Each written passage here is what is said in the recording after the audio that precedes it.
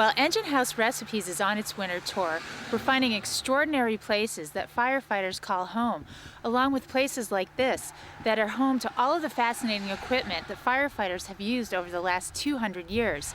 Engine House number 5 was saved from demolition and moved here brick by brick to Allendale, Michigan, where it was reconstructed into this beautiful firefighter museum. But cool museums aside, this show is about great Engine House recipes, and firefighter Kathy is going to take us shopping to show us how she makes to-die-for meals for a crowd on a limited budget. Stick around.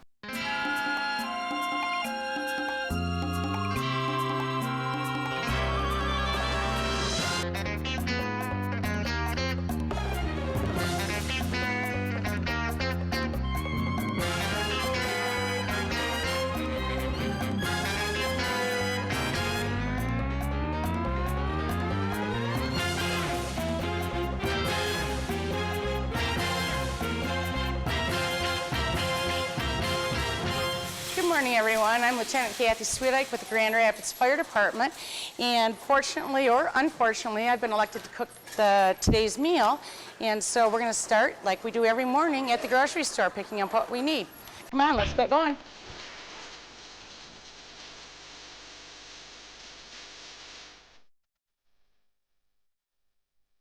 Not only was this on sale today, but like I said, it's a real time saver.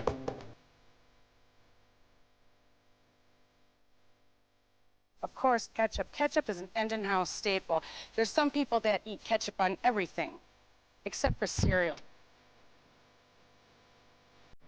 Still haven't figured out what we're having yet, have you? Ah, an open aisle.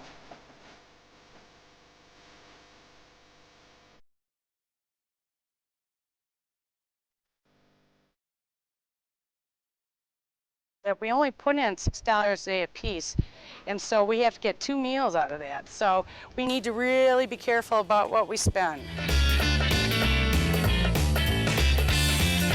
Mackinac peanut butter fudge. There goes the budget and the diet.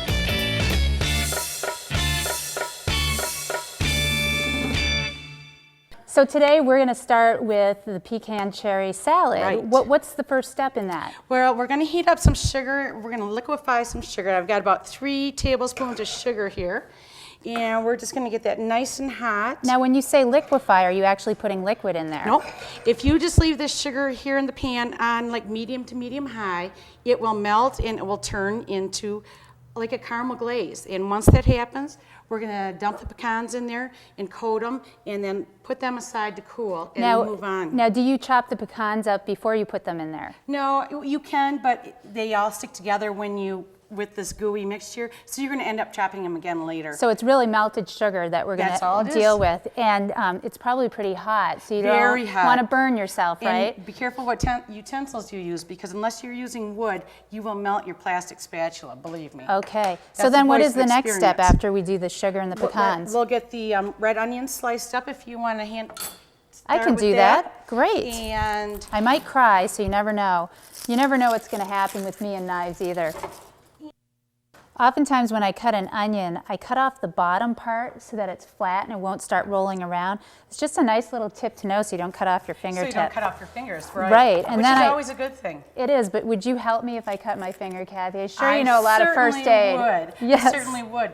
But around our house, I'm not allowed to touch anything sharp. So. Oh, you're not? No, that's why I'm having you slice the onions. Got it. Okay. Well, then after I peel the onion, I'm going to go ahead and slice it. Do you want me to slice it really thin? Yes, okay. Nice big rings if you can keep them whole and nice and thin. Nice and thin.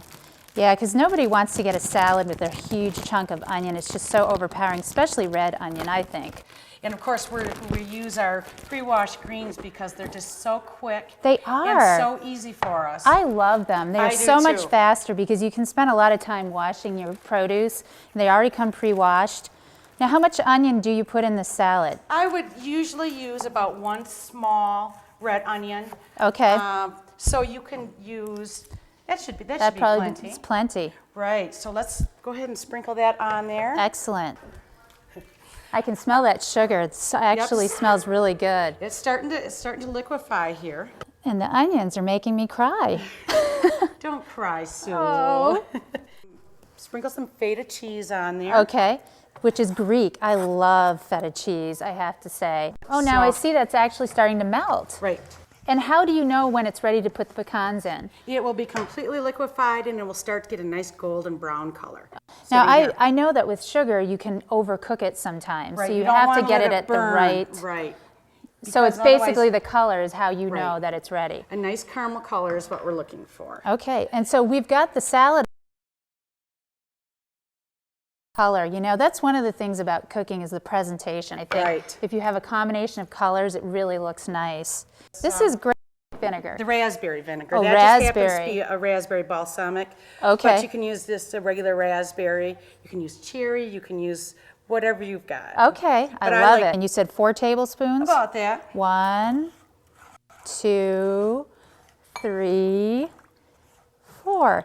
That is scientific measuring. You know, and I think that's very precise too. I do too. I could tell. Well, most chefs don't measure actually. It's a waste of time, and you really start to get a good innate feel for how much is in when you pour things right out of a bottle. And you can always taste it. If it does taste a little too acidic for you, you put a little more of this in or a little more of that. Exactly. And we need a couple of dashes of Tabasco sauce. Tabasco. In there. Ooh, this is going to be spicy.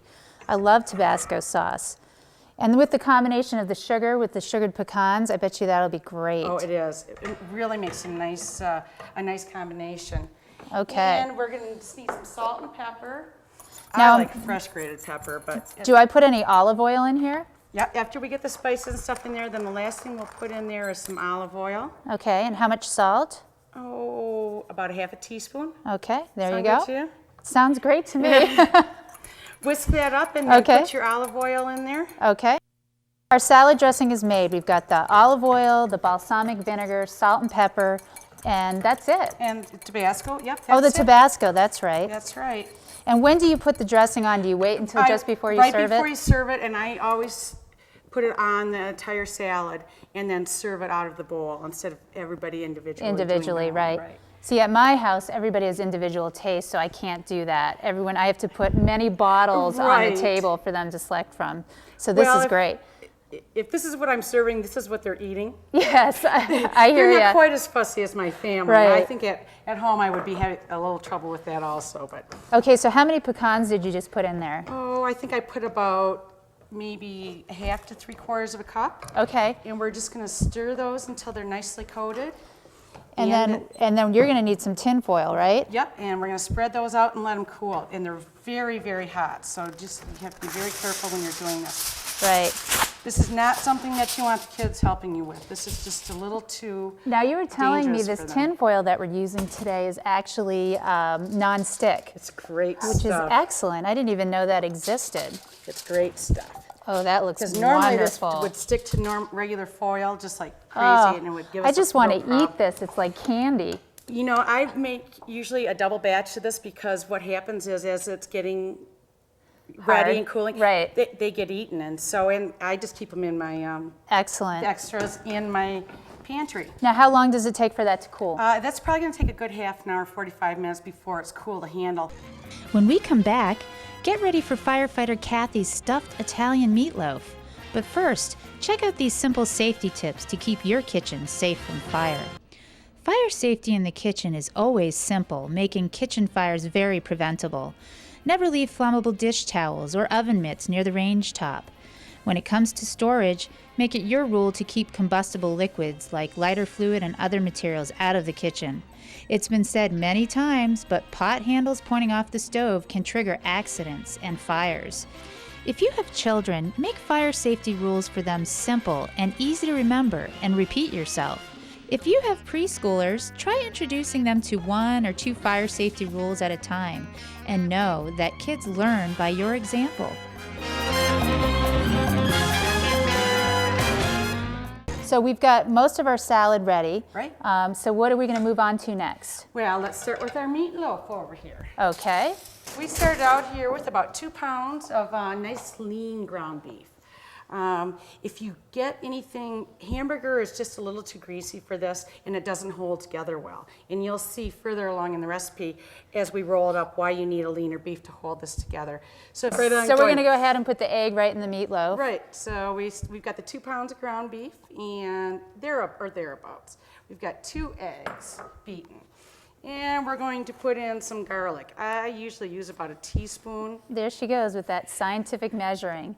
Exactly. But that is, I 1 think that teaspoon, is. isn't it? Right. If your family likes it a little spicier, put in some more. It doesn't matter. This is such a versatile recipe that you can change the spices to change the flavor. I've got a little parsley here, probably about a tablespoon of dried parsley. It's good. Some oregano, probably about a teaspoon or a teaspoon and a half of oregano. Okay. Some salt and pepper. We work well together, Yes. don't we? We're going to feed a hungry crew in just a few This really calls minutes. for about 3 teaspoons of salt. That's a little salty for my taste. I usually put about 2 in and let people salt it themselves if they want some more. You know, that's a good point. A lot of times in my cooking, for instance, butter, I use the unsalted butter because then you can choose how much salt you want to put into the dish. Exactly. And some people are on restricted diets, and that's one of the things we have to be aware of in the engine house is that not everybody can eat everything as spicy as everybody else. So we try and make it a little bit mild with the option of people spicing up their own Right. individual servings. Now the fun part.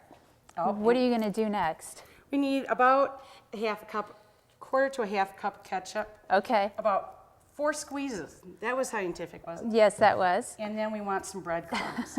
And I'm going to start with about a half to 3/4 cup of breadcrumbs. And we'll just kind of see how that feels as we get it all together. Ooh, And this is just the get fun your part. hands right in there. Get right in there and mix it up. I'm glad you're doing that. Now, sometimes you use a mixer instead of your hands. If I have a big mix master, it makes the meatloaf a little bit lighter. This kind of sometimes can make it a little heavier. Right. Because you're kind of packing it down. Okay. But it works just fine this way. Now, you put some breadcrumbs in, but it looks like you might put some more in. How can you tell that you need to put more breadcrumbs in? It just feels a little too wet for me. Okay. It really needs to hold together well when you grab a ball of it. Okay. And it's just still a little too wet. If you want to put some more in there for me. Okay, I'll do that. Appreciate I that. thought you were going to ask me to knead it, and I was like, no, I won't do that. You already have your hands dirty. Right. You Plus, can do it. I don't have my jewelry on. Right, I don't right. have my wedding ring on to get full of. Right. Was that enough, or do you want more? That's looking really good. Just a little bit more. Yep. It's just a little bit soft yet. Tell me when to That's stop. good. There we go. There we go. Okay. So now you can make this meatloaf with other spices. You know, we put Italian seasoning in there, but Right. you could do anything really. You could do it with taco seasoning. You put some chili powder and some cumin in there possibly. And Asian, I would think putting some like hoisin sauce in there Right. would be really interesting instead of the ketchup, and you could kind of have an Asian flavor right. to it. You can even do a barbecue where you put barbecue sauce instead of ketchup and then use bacon and cheese on the inside. And it becomes like a big Yum. burger. Sounds basically. really good. Okay, so I'm liking this, and this is the part of the recipe that makes it a little bit different than Okay. normal. I've got this here, and I want it to make sure that holds together nicely. Move this out of the way. Right. You want the long way? Nope. There we That go. way is fine.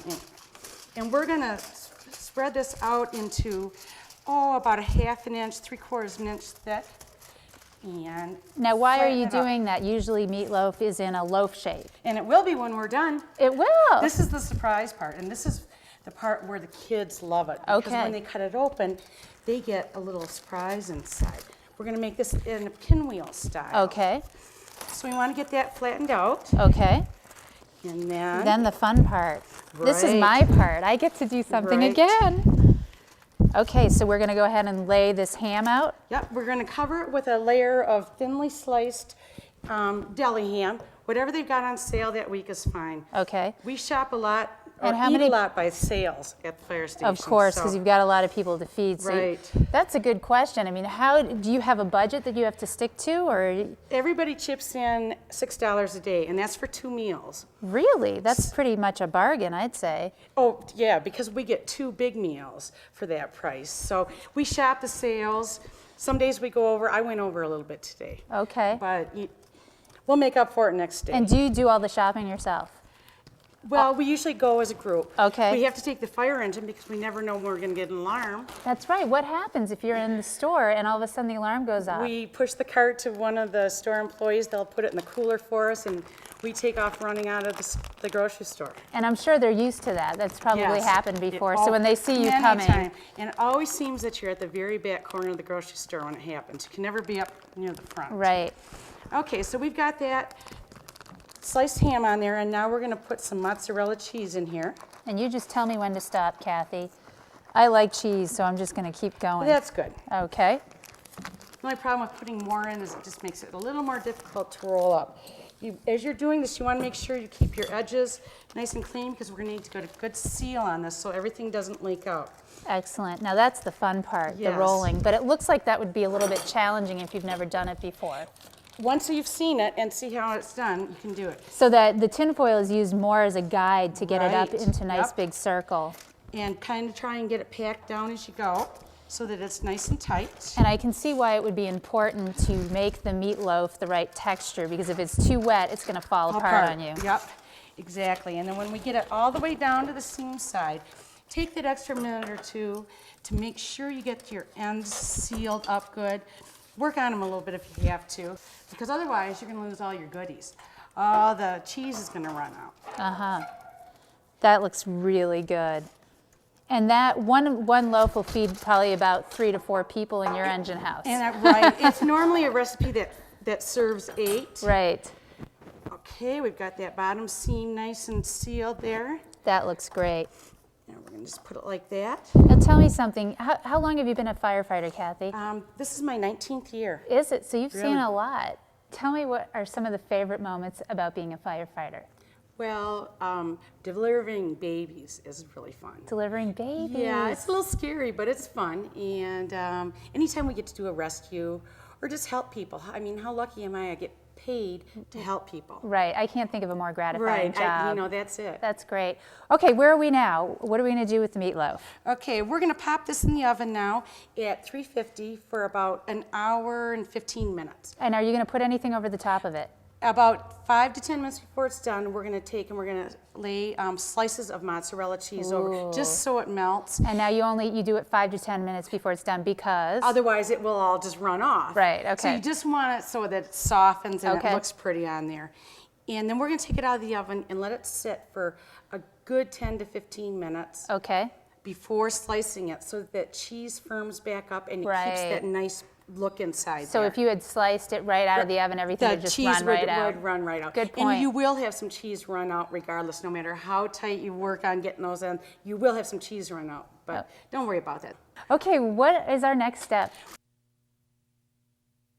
And it holds up really well frozen. It's better to freeze it before it's cooked though. Okay, what is our next step? Well, I've got the bread ready here. We're going to pop that in the oven just a minute down here. Okay. And let's get that salad put together now. We've got our pecans, right. should be cooled and ready to go. Okay.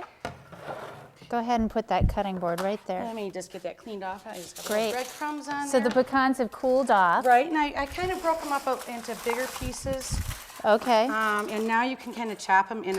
It's really just not a good way to do it. That's not messy. They kind of fly everywhere. So you're warning me I'm going to make a big mess. They go flying. Okay. I mean, maybe we should have safety glasses. I'm not sure. Now, what about if you just chopped up the pecans before you put them in the sugar? Well, see, this really came out in one big clump like this, the whole Right. thing. So even if you chopped them ahead of time, it wouldn't do you any good because you still have to get them broken apart. This looks as you great. go. I want to just eat this yeah, just I like was gonna say, this. have you tried these? These Yeah. are wonderful. Okay, so I'm going ahead, I'm cutting this up, and then I'm just going to put that right on top of the salad. Stick around, Engine House Recipes will be right back.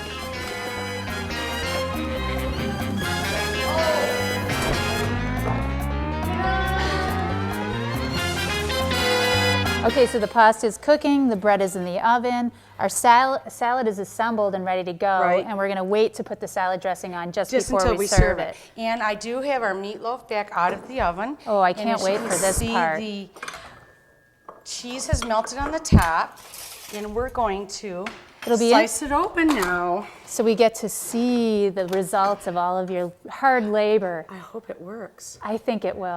It's been resting, right? It's been resting. It was very tired, and now it's Right. probably ready. Now that it's rested, you can cut it without all the cheese just But I oozing need that out. serrated knife that we were using. Okay, I'll find that for you. You know, you can never find tools when you're looking for them. Well, can you use one of these sharper knives? There's the nice serrated knife. Great. Is there Why right do you there? use a serrated knife? It's easier to slice the meat with a serrated knife. It gives you a little bit better bite. Okay. Oh yeah. You can start to see the pattern arising already. You see that? I'll turn it a little bit so you can get maybe get a little better view. Excellent. Oh, there's a nice slice. Yes, that looks beautiful, Kathy. Presentation is everything. Don't forget that. There we go. There's one. Yum. The cheese Just like is all pizza, melted. huh? I want a big slice. Can you Yeah, cut me a really okay. big slice? Excellent. Well, Kathy, that looks fantastic. You know, there are so many great places in here. I bet we can find a really good place to go and eat these. I hope so. Let's I do hope that. so. Okay. Come on, Sue. Come have some dinner with me. Excellent. What a great spot to eat. We can cook in the kitchen or we can cook on the engine. That's right. This is so great. This looks awesome. And the pasta, what a great side dish for this. Thank you. Wonderful. Oh, man. This is outstanding. You've outdone yourself. Thank you. Wow. Kathy, thank you so much. This has been so much fun. I enjoyed exploring the station. I'd like to thank Engine House number 5 in Allendale, Michigan. This is Sue Dow with Engine House Recipes, and we'll be in your neighborhood soon. Bye-bye.